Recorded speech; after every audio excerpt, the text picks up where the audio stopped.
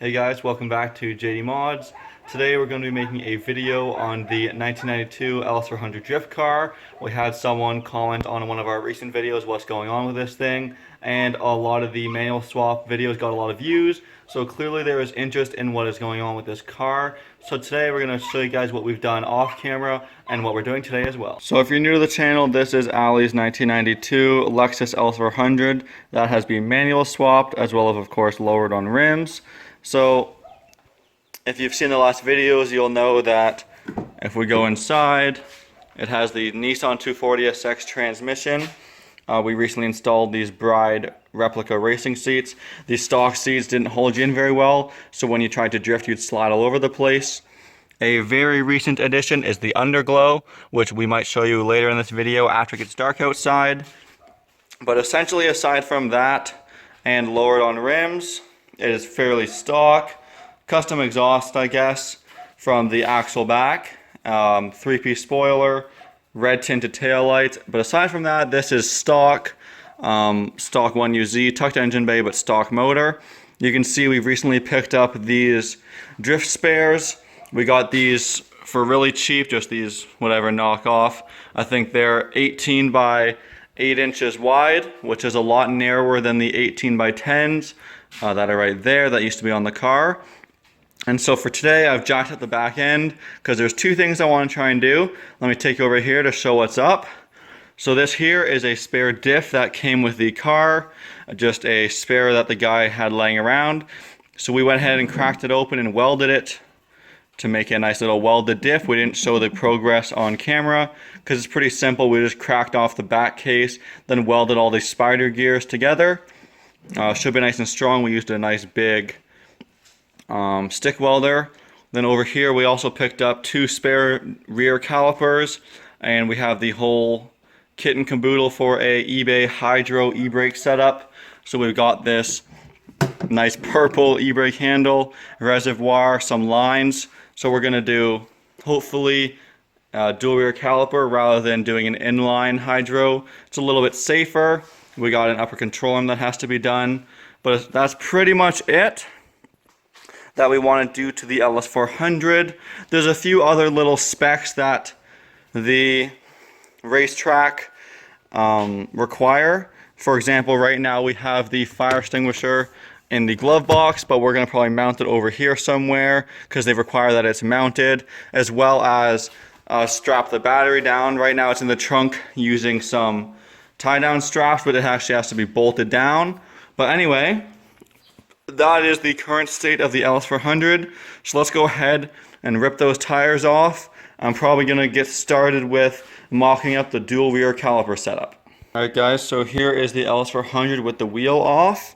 And so this is the current setup, of course, just the one brake being controlled by the foot pedal. So now our goal is to install this second caliper somewhere over here. But the first problem we have is the heat shield. So if you look at the back of the caliper, I'm just going to go ahead and start taking off all of the heat shield components. So I just finished removing the heat shield behind the rotor. Here it is over here. You can see I've also removed lots of the ABS and traction components, like this wheel sensor. These are like old brake pad thickness sensors. So I got rid of all of it. As you can see, that's going to clear up quite a bit of space. So here's what we have to work with. There's the stock regular caliper mounting holes, and then over here is where I'm going to try and mount the Hydro e-brake caliper. So I have a few ideas. My one idea is to add a ring to this hole here. So weld on a ring, grind off this nut, weld a bigger ring to it to give the one bolt hole, and then wherever the second one lines up, I can potentially weld an angle bracket onto this flat piece of metal where the sensor used to be, and then that'll give me my two mounting holes to mount my caliper on the front side of the disc. So I think that's what I'm going to do. If you're wondering, I'm going to be keeping the stock drum setup for the stock e-brake as well. That's what this cable's for, and that's for if down the road we want to do a parking brake setup on this car. While I'm in here, I thought I would also show you guys who haven't seen it, the coilover setup on this car. These are from a Mark III Toyota Supra. They're just eBay style, eBay quality as well, but they do the job. I thought I would just throw that in there while we're in here. And also, future plans for this car are to do all brand new control arms and potentially adjustable Megan Racing, lower stabilizer bars, and whatever else is in there. But for now, what I'm going to do is try and mock up the second caliper and then figure out a way to bolt it to those two locations and start welding. So here are the two ears that I welded onto the hub for the handbrake caliper. So the first one up top here is just a kind of thin 1/4 inch piece of metal that I welded to the hub with a hole in it for the top caliper bolt. Then the bottom one, if you can see it, is a 3/8 thick 90 degree. There it is right there. 3/8 thick 90 degree that I welded to the old ABS sensor hole right there on the top, side, and bottom. Should be plenty strong, and of course it as well has a hole in it for the caliper. So now what I'm going to do is go ahead and put the rotor back on, bolt on both the calipers, and see how it spins. It has a little bit of resistance when it spins, so hopefully it's not rubbing on anything. But I'm going to go ahead and check that out now, and then show you guys kind of the final setup. And there you have it. This is the dual rear caliper setup on the rear passenger side. Both the calipers are torqued down. This caliper has a flex line attached to it, just like the stock caliper. And what I've done is ran it down and zip tied it to the stock cable-driven e-brake cable. So now all I have to do is when we run the hydro setup, connect the hard line to that soft flex line. So anyway, I'm going to go ahead now and bolt the wheel up and show you guys what it looks like underneath the wheel.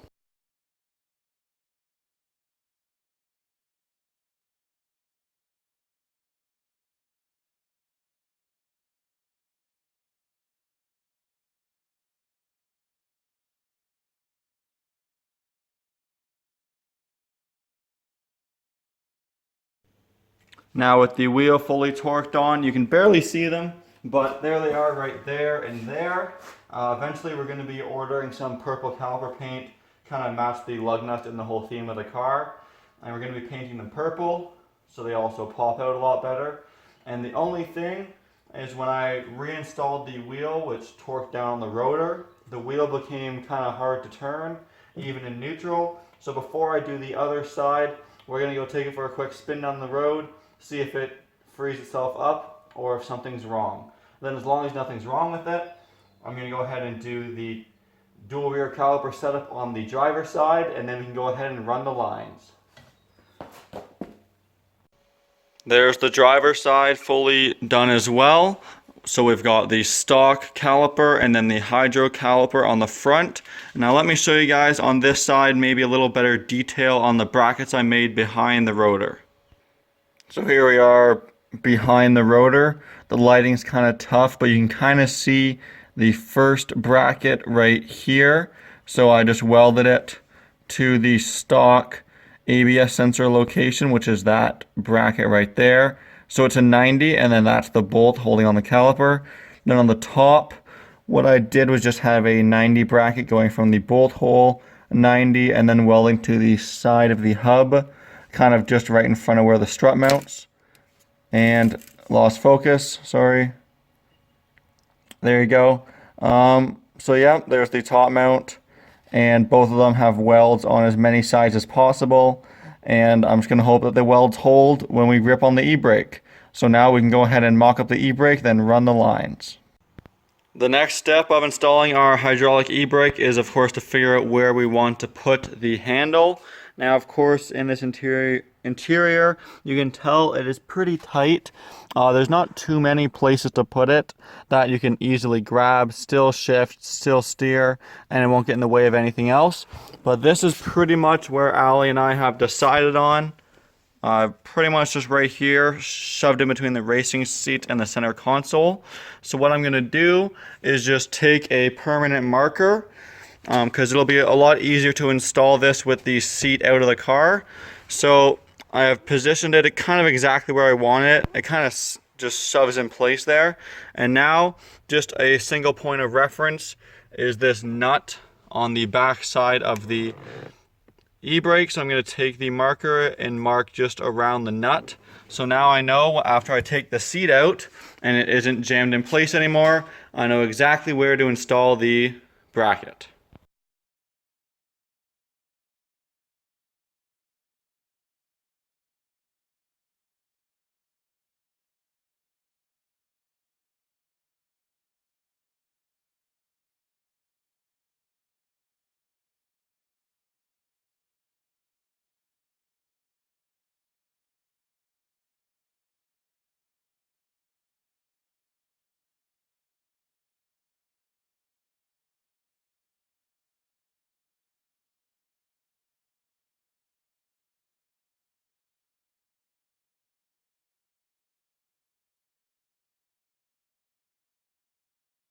So it's kind of messy in here now, but let me show you what we've got going on. So I went ahead and took out the center console, and I've been, mocking up the bracket for mounting the hydro. So there's the black mark that we made, which I knew lined up with that little nut right there.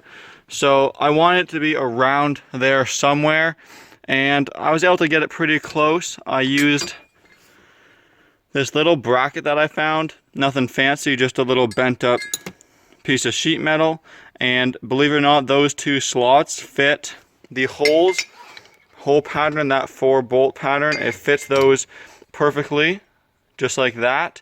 And so what I did was went ahead and drilled 2 holes to match up with one existing hole, this one right here, and I went ahead and added a riv nut at the front. So now those 2 holes should line up with those, and then that leaves that bracket sitting right about there, which I will then use the right 2 holes and bolt our hydro to it just like that. So I'm going to go ahead and do all that, put the center console back together. I've also drilled, kind of beside the stock cable driven e-brake, a little hole, and that's where we're going to run our hydraulic lines hidden under the carpet going to the handbrake. So let's rip that out. So before running the lines, we actually decided to go grab some caliper paint, and we want to paint it purple to match Allie's car, but we couldn't find any purple caliper paint. So instead what we did is bought some red caliper paint and some blue caliper paint, and these are kits that come with caliper cleaners, brushes, stir sticks, and some masking tape. So we're going to try and mix these two together to make a very nice purple.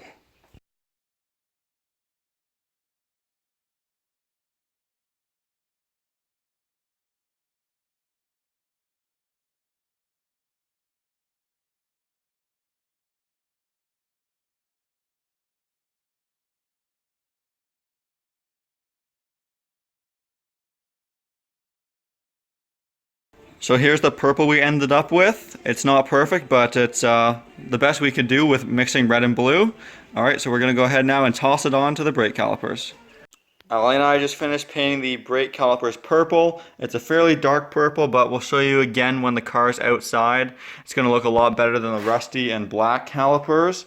And also, we weren't going to show it in this video, but we wrapped the back of Allie's bride replica seats in this metallic purple. It was really hard, and on camera it looks mint, which is good. It's not super good in person, but it's good enough. We're going to go ahead and toss it in the car, and then we're going to probably install the diff. There's the one seat installed in the car. You can see a quick before and after. We think it looks pretty sweet. And so we're going to do the next one off camera as well. But let's go ahead and finish up the dual rear caliper setup. So now that we have it painted and installed, we can go ahead and run the lines. So like I said, the flex line coming off of it, I just kind of zip tied to the stock e-brake line for now right there. So it just kind of goes under the car and stops right about there, just kind of dangling for now. So the next step is to make the lines. Let's go over here. So here's what I've got to make the lines from the handbrake back to the calipers. So I got some 3/16, what's this called? Green coated steel coil, 25 feet of it, which should be plenty. And then we've got some fittings. This one here I believe is imperial to go into the handbrake. Then I'll come back and split into a T, which will then have a line going to these silver ones are M10 by 1, which is what fits on the Lexus. And those will go into those flex lines I just showed you. So to kind of flare this, I have my brake flaring toolkit. I'll be able to create the correct flares using this kit. And then to run the lines, I got some zip ties and some cutters. So I'm going to go ahead now and kind of make up the lines for the e-brake, and I'll show you how they turn out.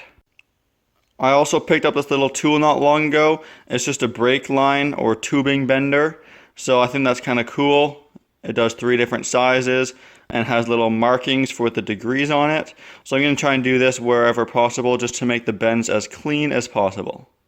Alright, so the next and last thing that we're doing to the LS400 is swapping out the original open diff for the new welded diff that we've made up.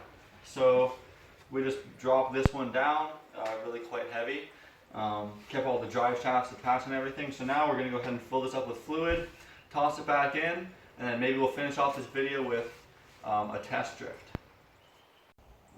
Alright guys, so the LS400 is now done being built for drifting, and we were going to do some slides in today's video, but we decided not to because we're going to be doing a whole video on that next for this car.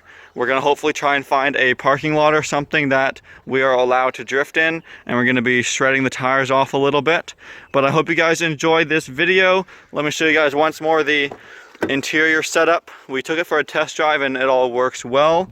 So there is the hydro e-brake out in the sun. You can see it a lot better. And there's the wrapped seats that we did. Both of them installed in the car. Looks pretty cool in person. We just picked up this IS300 wheel because it's a lot smaller than the boat steering wheel that comes in the LS400. So there is the LS400 being done, built. It needs the battery tie down and a fire extinguisher, and then Ali and I can take it on a track. So I hope you guys enjoyed this video and stay tuned for more LS400 content. Thanks for watching.